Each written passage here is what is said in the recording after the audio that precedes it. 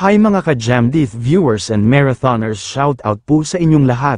Welcome back to my channel. Ngayon may kwento ako sa inyo na punong-puno ng kilig, inspiration, at growth.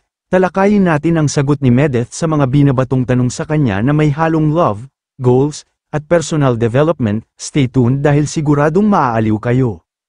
Kamakailan lang natanong si Medeth kung ano nga ba ang plano niya sa hinaharap. Ang sagot niya, ganun pa rin daw, steady pa rin ang life goals niya na may ayos ang sarili at pamilya niya at hindi naman yun nagbago.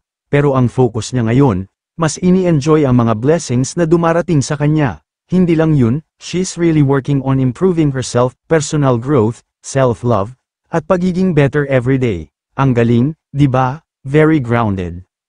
Syempre, hindi natin pinalagpas ang love angle. Tinanong din ng mga viewers si Medeth, paano kung manligaw talaga si James? May chance ba ito?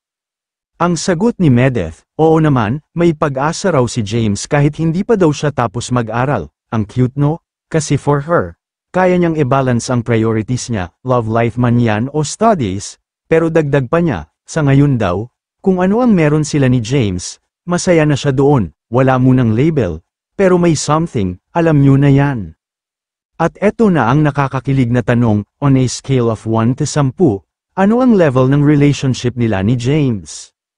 Sagot ni Medeth, 11 daw, as in, lagpas pa sa maximum. Grabe na to, sobrang kilig at saya ang nararamdaman niya.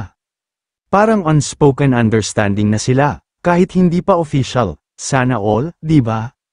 So ayan mga ka-viewers, sa kwento ni Medeth natutunan natin na pwedeng pagsabayin ang self-growth, academics, at konting pa-sweet moments.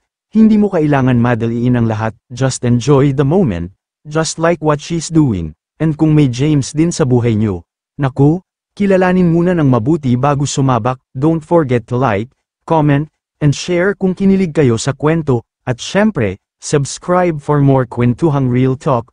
Maraming salamat po sa inyong lahat.